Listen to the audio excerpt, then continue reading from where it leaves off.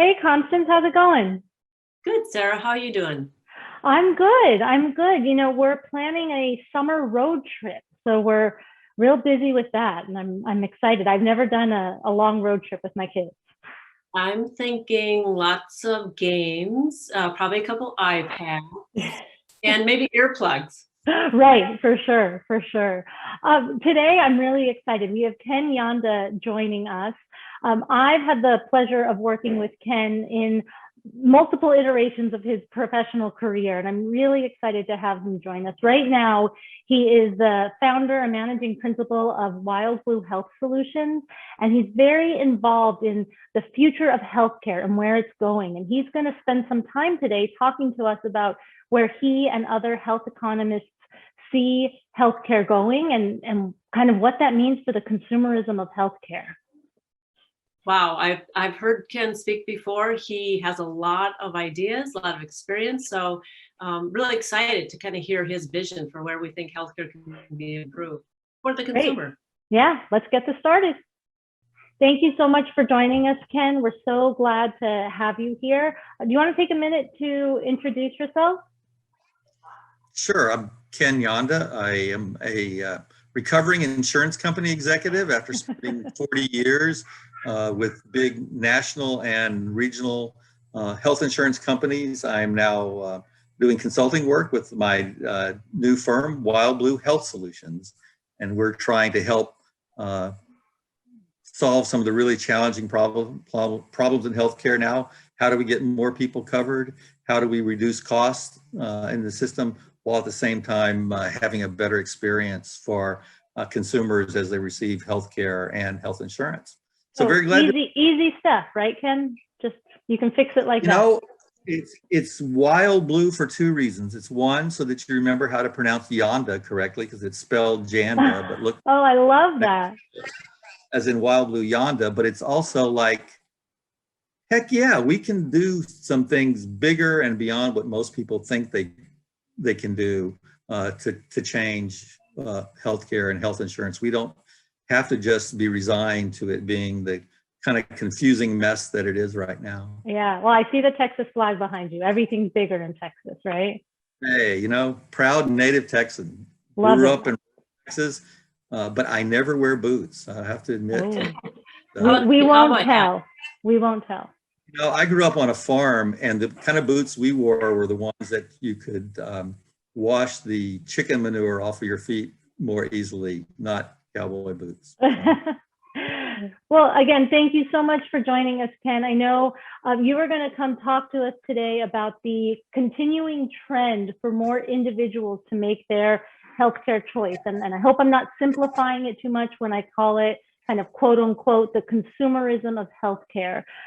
So I'll just turn the floor over to you. I'd love to hear kind of where you think we are and where we're going and what that means. Yeah. So I've been following this for many years, and obviously have been a couple of really big changes in the last 10 years that has accelerated a trend that we sort of expected would happen, but I think is going to continue to move forward.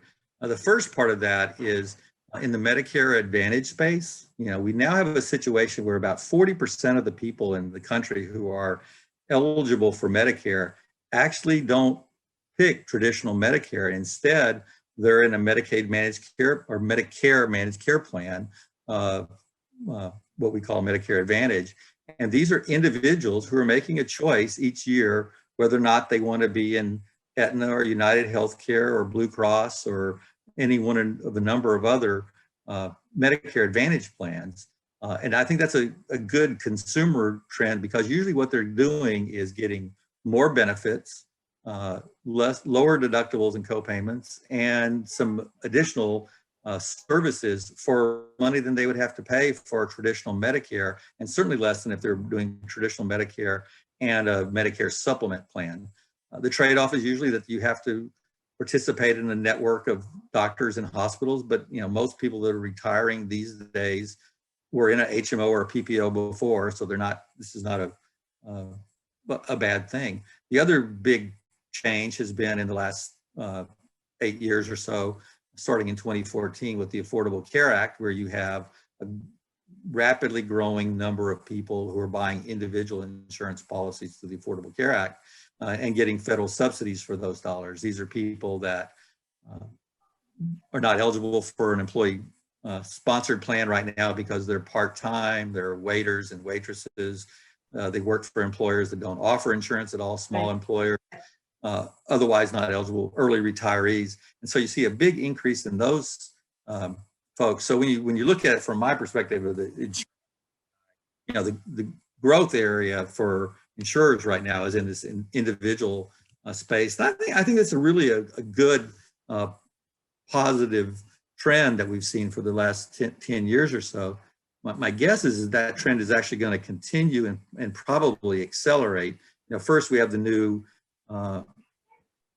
America Rescue Plan. Is that the new? Yes, the ARP, American Rescue Plan. ARP, yes, where the subsidies in the Affordable Care Act are even greater. There's a new open enrollment period that's going on right now. In the last month and a half or so, we've added another 800,000 people with individual policies. Those folks are not all going to go back to employer-sponsored insurance. A lot of those people are going to stay. And the other really interesting trend, and one that I'm actively trying to help people think about, is a new trend of employers, and especially smaller employers, but also some larger employers as well, rather than continuing to try to find their own group plan that fits the needs of all their employees. Instead, they're moving to what we call defined contribution, meaning they say, here, we're going to give each employee $500 a month, and you go to the individual marketplace now and buy the policy that makes the most sense for you. And I think that's a great trend in two different ways. I mean, first, as an employer, and now as a small employer with my consulting firm compared to being a large employer with an insurance company, is what Marie needs as a young mother of two small children is very different than Beth needs, who is a empty nester, and it's just her and her husband has insurance through his plan. And so it's very hard for businesses to find health insurance that works for everybody. Is it the right network, the right deductibles and co-payments? Is it at the right price? How much should the employer pay versus the employee? Yeah. To get out of that, I think, makes good sense for both the employer and the employee. That used to not be possible because in the bad old days before the Affordable Care Act, individual policies were medically underwritten. And so some people, we said, okay, we'll take you, Sarah, but we're going to charge you 25% more. But, Constance, I'm sorry, you have a pre-existing condition, so we're just not going to take you at all. And so I have a couple. It's gone away. So it's really a different world. So Ken, a couple of questions. Back in the ACA day, that's when defined contribution became super noisy, right? We were all going to go from pension to 401k model. We were going to go from everybody gets the same insurance to everybody can decide where they want to put their funds that the employer would provide them and pick a plan. That's one leg of sort of a multi-pronged approach to shifting dollars and decisions into the decision maker of the employee or the consumer. The other one was and is HSAs, right? Or even the financial accounts, FSAs, HRAs, now ICRAs. And then the bigger context around this is 50% of population is in the employer space, right? They're insured in some employer associated plan, and 50% are not. So like these dynamics are kind of converging in the new world of technology, which is now making it possible for ease of enrollment, for comparison shopping, for price transparency, for managing, your dials of your dollars that you're going to spend in insurance. And how do you see sort of that mega trend culminating in sort of this near-term opportunity around ICRA on one hand, which I would say is kind of a new thing. And then the other, of course, is just more people being uninsured and having to go as individuals, whether subsidized or not subsidized. There's a whole new shift to that from employer to individual. What is kind of the mega trend behind that? Because health plans are still going to be health plans, right? And dollars for care are still going to be dollars for care. So what are really kind of the nuances of those shifts that we can't quite see through the forest? Yeah.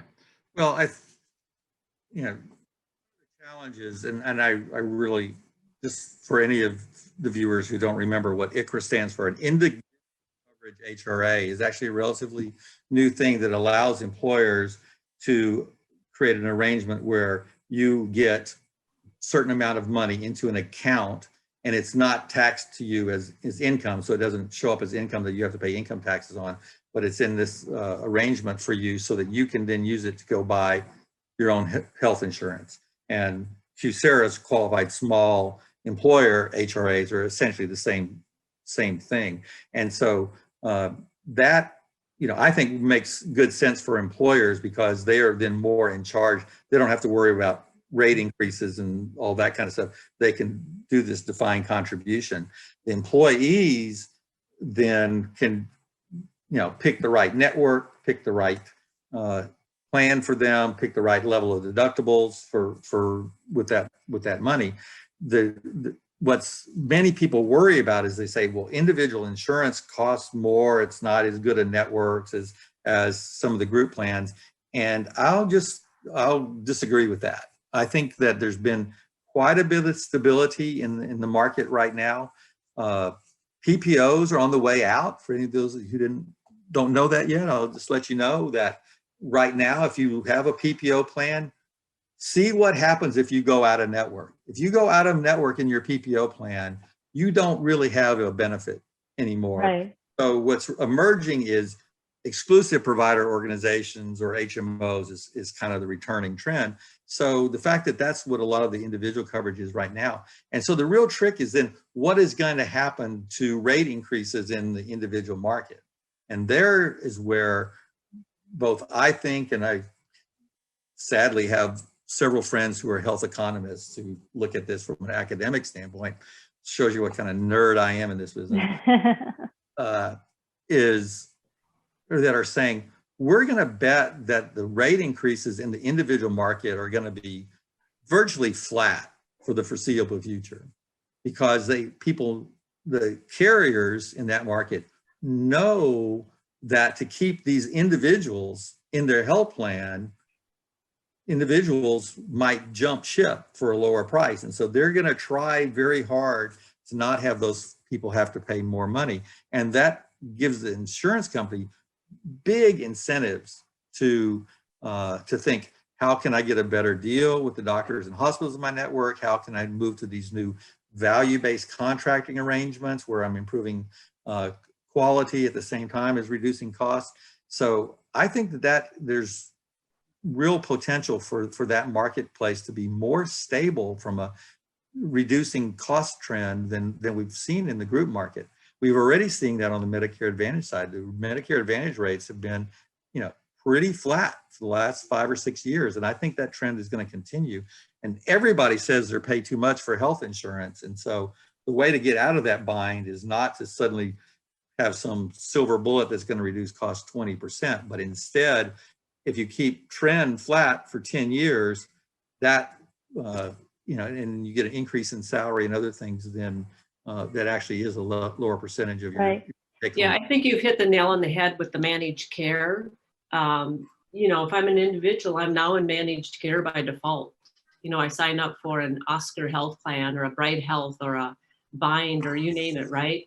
They're all coming out with a model that says this is sort of potentially concierge care. We want to make sure we know you, we're engaged with you. In fact, the number one trend I still see on the radar is consumerism and the 6-letter word engage. Like everybody's trying to solve the silver bullet of engaging members so they can manage health. Yeah, you took the words out of my mouth, Constance. Yeah, I was just say, don't give the insurance companies too much credit for being enlightened about all this. The reason why they're trying to engage people is something that's actually very good for consumer and the insurance company at the same time. And here's the current problem with employer-sponsored insurance right now. The insurance company has absolutely no incentive to engage you. They have an incentive Disincented to to deny engage. your care Yeah. because it will make them money this year. They have a 12-month time horizon. I will tell you that my friends who are still in the business won't say it quite this bluntly, but I'm, you know, I can because I'm not one of them anymore.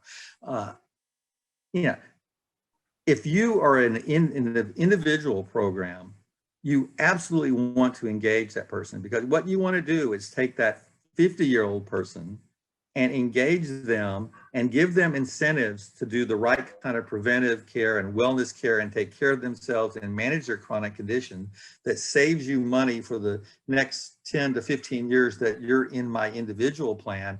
And Right. then you'll be very happy and engaged, and you're going to roll over. And this is, I don't think I'm telling any secret here. This is Oscar's strategy. This is Bright Health strategy. All the newer entrants are saying, engage people before they're age 65, roll them into their MA or Medicare Advantage plan when they turn 65, and they continue to be profitable and well managed, and frankly happy, because that individual hasn't had to change doctors, hasn't had to change hospitals, hasn't had to change insurance companies. I tell people this all the time. You know, over the last 20 years, I've had my health insurance through 5 different health plans. Right. In that same 20 years, my homeowners and my car insurance, I have not changed. Now, maybe I should shop it and see if I can get a little bit better price, but I've always got good claim service. I've always had a good experience. And so we think the stickiness of engagement and good, you know, a reasonable price, not increases, those kinds of things will keep people engaged longer, and that will also drive down healthcare costs. Yeah, and I think you kind of hit the nail on the head. We're talking about, you know, lowering costs for the insurance companies and keeping people engaged, but it keeps them happy. And then it ties right back to this consumerism of healthcare. They now have a choice. We have a choice if we're on the ACA of a multitude of plans. And so we want to find the one that is going to engage us and provide us not only the costs that we need and want, but also the services, whether that's network, whether that's engagement, whether that's kind of preventative care. There's all of these customer service type things that are now being included in it, which truly makes it feel like a consumer experience. Yeah, and I think that you're going to see only more and more of those incentives for people to engage. And also the other way I think about it, again, from the insurance perspective, is that as an insurance company that's in the group business or the employer-sponsored business, you got to have a very big network. And some of those doctors are good and some of those doctors are not so good from a quality standpoint, from a price standpoint, but you got to have a big network to keep the group happy. But an individual only has to be their primary care physician and know that you have a network that has some specialists and some hospitals that have been vetted for quality. And so it becomes, you know, people complain about narrow networks and skinny networks, and this is a bad thing. It's not a bad thing if your doctor's in the network. You don't, right? I've had the same, what's funny for me is that I've been fortunate that I've had the same primary care physician for 20 years because he participates in everybody's network. Well, maybe we don't have to have that in the future. And maybe physicians that find a carrier that is really works with them and with their patients very well, and they can be more selective in terms of who their insurance partners are.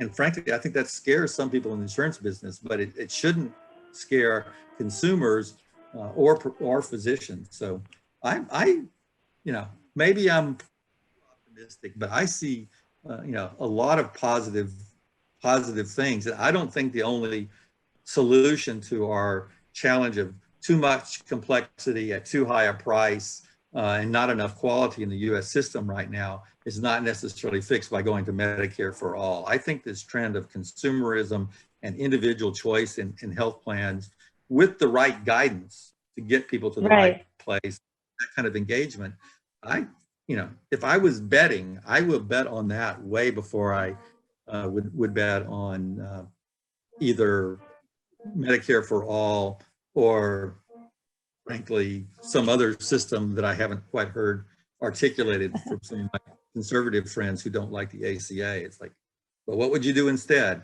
Well, I have to admit the ACA, even though there's still some real problems with it, it's a much better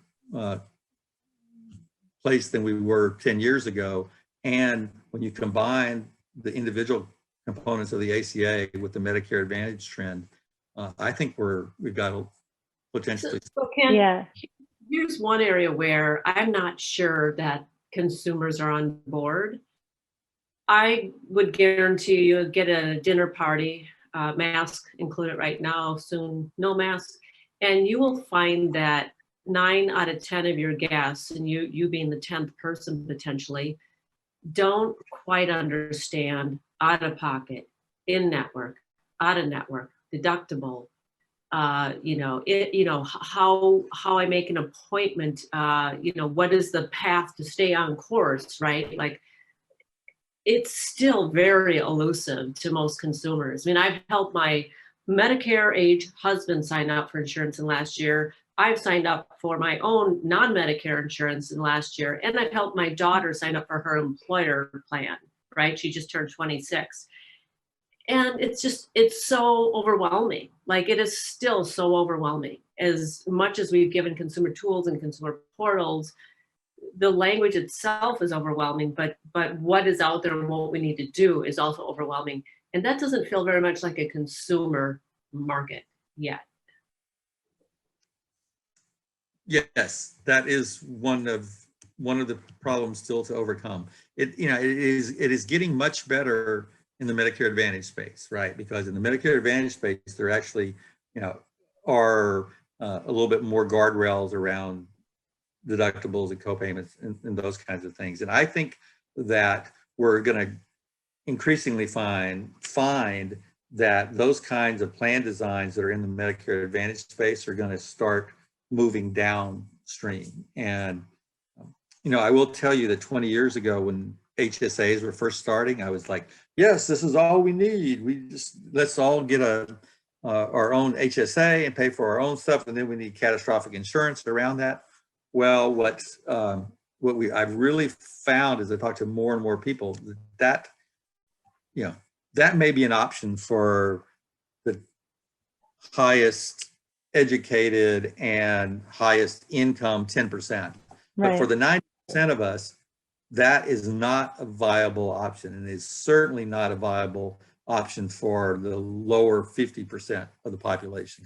Right, I need that. That's my paycheck, right? 3% into my 401k if I have it. But that's $100, $150 for care down the road.